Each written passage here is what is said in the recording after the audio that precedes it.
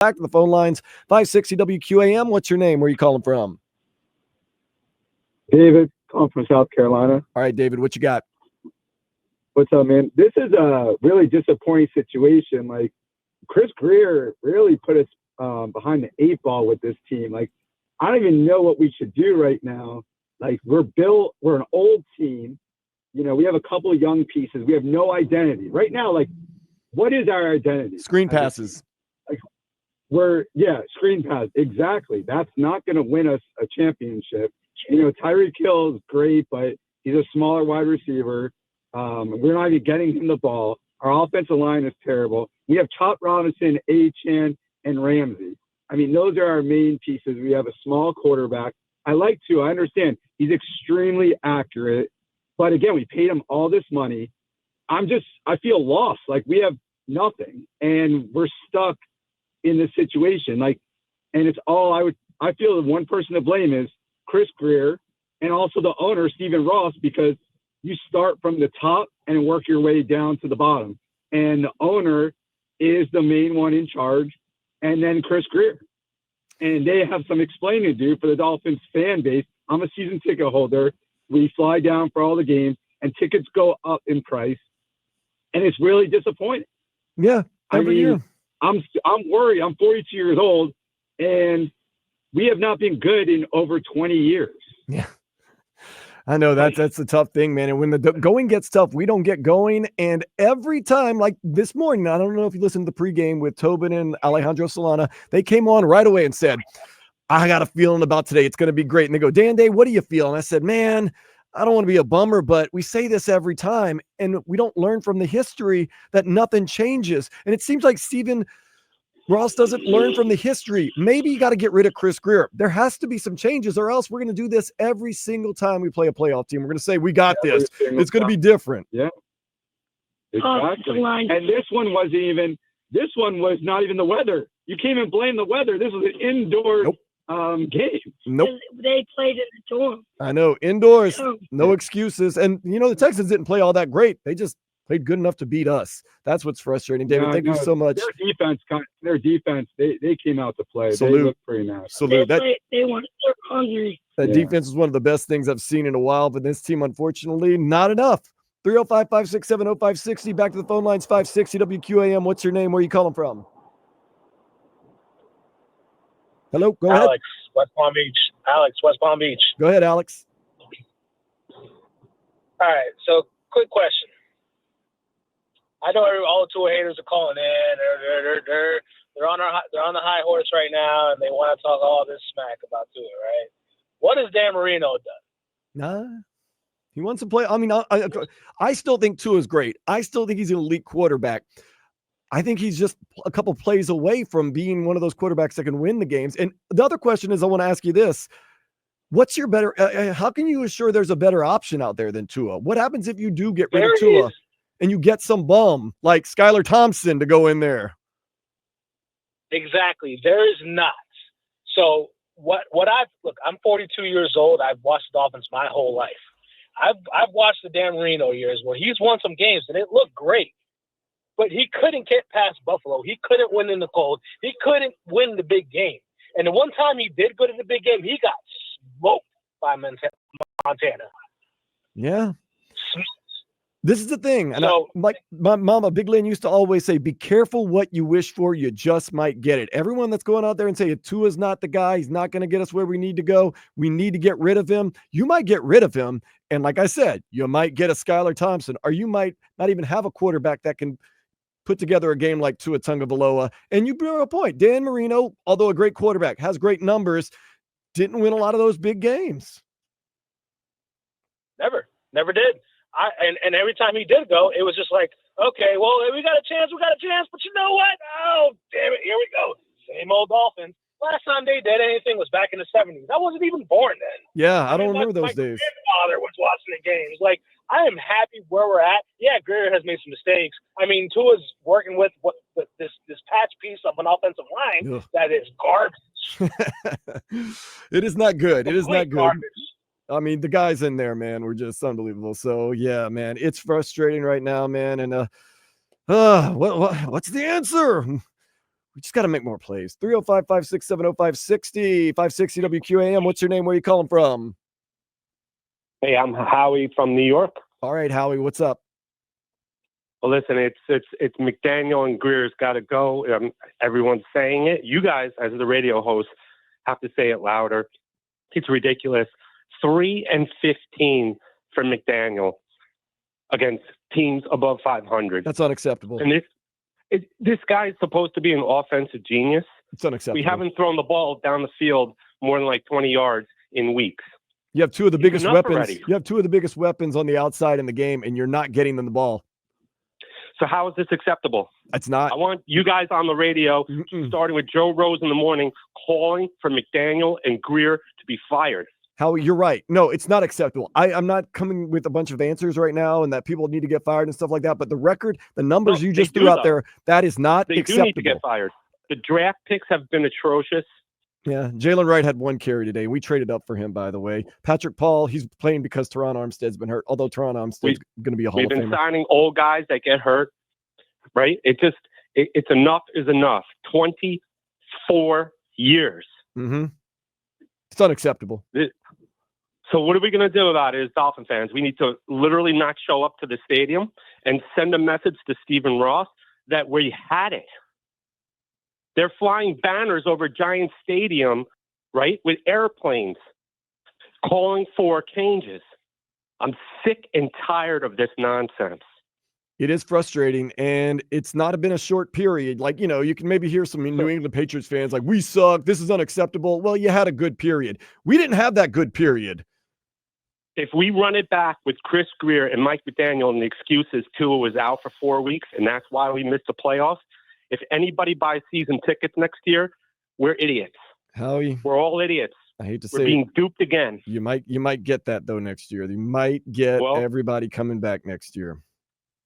It's ridiculous. It's time to call for more. No, I agree. And what he says right there, Grieper, it's unacceptable. No one can accept a 3-15, but they've been against good teams or not winning for 24 years. Well, they're the Patriots for a long time. That's a lot of excuses. No more time for that. You forgot the most favorite excuse of all. But we have all these injuries. Who doesn't? Texans had tons of injuries today too. They still won the game. We didn't make plays. That's why we lose these games. Now, Buffalo week 2, no, they're just better than us. I'm sorry. But in these big games, oftentimes we just don't make the big plays. Yeah, but you go back at just like you're just saying now. Arizona, that should have been a win. Titans should have been a win. Indianapolis should have been a win. You have 3 more wins already this year. You'd be fine. Yeah, you're right where you need to be. Yep. 305-567-0560. Back to the phone lines. 560 WQAM. What's your name? Where are you calling from? Hey, what's up, guys? How you doing? I'm alive. Not very good, right? I'm not going to lie to you and tell you, oh, no, man, things are great. I'm a little upset. This is Harry. I used to live in the Grove, but I live in North Carolina now. No, you're the Grove guy. Yeah, exactly. I'm just going to call it like I see it. Please. I think that, Stephen Ross is a great seller of things. He obviously has sold a lot of condos, sold a lot of real estate. But the National Football League, you're not going to sell your way out of this, man. And you can build all the roofs you want on the stadium. You can hold all the events that you have around the stadium. You can build all the buildings that you have around the stadium. But the football team decisions are horrendous.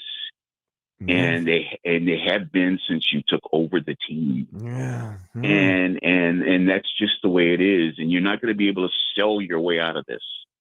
You need to find somebody who can make decent decisions for you, because obviously you are very poor at making football decisions. And you're not going to have radio show hosts like you have in the morning sell you out of this.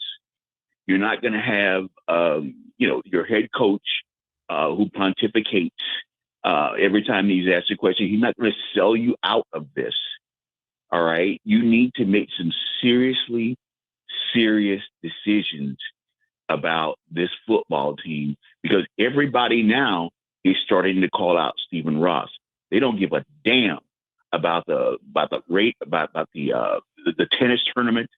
They don't give a damn about the races. They don't give a damn about the roof. They care about the football team. Okay. And so, unless he starts to just admit, look in the mirror and just say, you know what, I've screwed this up, and I'm not going to be able to sell my way out of this. I need to get somebody in here that can make decent decisions so that we can get players in here that can win football games. And that's just the way it is. So, everybody knows Stephen Ross spends a lot of money. Oh, I spend money here, spend money there, spend money there, all that kind of crap. Mm-hmm. Okay. And that all covers it all up, right? Okay. But the football team stinks.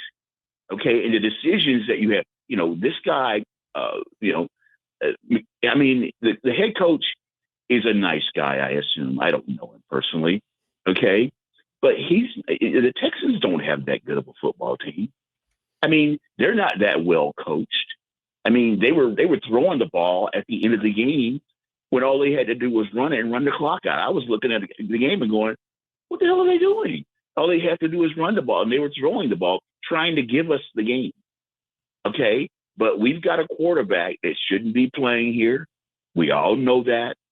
All right? He's here for political reasons. Oh, my God, he got screwed over. This, that, you got to stop selling and start producing. And that's what I have to say.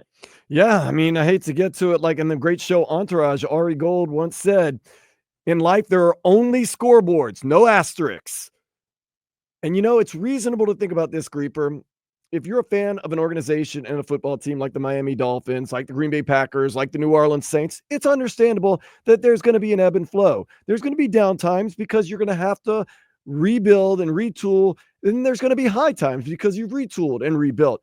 The Dolphins have been fair to Midland, and that's being generous, for 25 years now. That's not, as a fan base, that's not acceptable. I'll take the highs with the lows, but they have to be somewhat even. This team hasn't given you a high, and they've given you some lows. Oh, they definitely have. And I remember back when they got rid of Don Shula because he wasn't winning enough for them back then. Brought in Jimmy Johnson, went to Dave Wanstead, Parcells, went down the line from everybody from that point forward. And here's the problem is that they've been stuck in that situation where you're not good enough to win it all. You're not bottom of the basement. You're there. And that's a kind of a place where you just don't want to be. You'd rather be in that position where you go out, you win a Super Bowl like the Rams, and now you're kind of back to midway. You want to go all out to win it all. Unfortunately, that team has never been in that situation now since the 80s. Yeah. I mean, think about that. Let me just ask you this too, and it might sound a little crazy. Past 2 years, the narrative has been you can only beat up on sucky teams. You can't beat a good team. Would you rather have that, or maybe this year, week 2, you go in and beat Buffalo, but then later in the year, you lose one you're not supposed to lose to, like New England? At least maybe you show that you can go in and beat a good team. This team hasn't even shown they can beat a good team. No, they haven't shown that at all. And maybe that's some the up other and down is better. No, I mean, that's the disappointing part is that you could go into these games now and know how the Dolphins are going to show up. I did it this morning, and I got crucified for it. Whose team are you on? What do you do? I go, because we've done it every time this year and last year. Whenever we played a good team, we're changing the narrative. It's going to be different, and it never changes. And I said, I'm done. I mean, I feel like we're in Dennis Green territory here. We are who we think we are. Yeah. You're not a bad fan for being honest about what's going on. If you were like me this morning and said, I've been duped too many times by this team until they go in and beat a good team at home or on the road, I'm not doing this anymore where this is our week. No, make me change the way I feel. Now, it's like Axel Foley. We're not going to get fooled by the banana in the tailpipe anymore. We've been fooled by the banana in the tailpipe. And I'm someone that kept falling. I'm not falling for it anymore. And I think most fans are starting to be like, enough is enough. Yep. Enough is enough. But if a team can't find a way to have an ebb and a flow and a good and a bad, and is bad for 25 years, that's not on the coach because there's been multiple coaches. That's not on the players because there's been multiple players. That's on the organization. That is an organizational issue. And now you see why people want Stephen Ross to step down and Chris Grier to at least get fired. Some things to change organizationally because every team should be able to have some type of ebb and a flow. I've seen teams like the New Orleans Saints, where Mike Benson, the owner, for years didn't care about wins and losses, cared about the bottom line. And then one day he figured, okay, how about I be a real owner and try to win some things? And lo and behold, they won a Super Bowl. Although that Super Bowl was because the Dolphins made the dumb move by going with Dante Culpepper over Drew Brees. If it wasn't for that move, could you imagine the difference between the Saints franchise and the Dolphin franchise if the Dolphins went and chose Drew Brees over Dante Culpepper?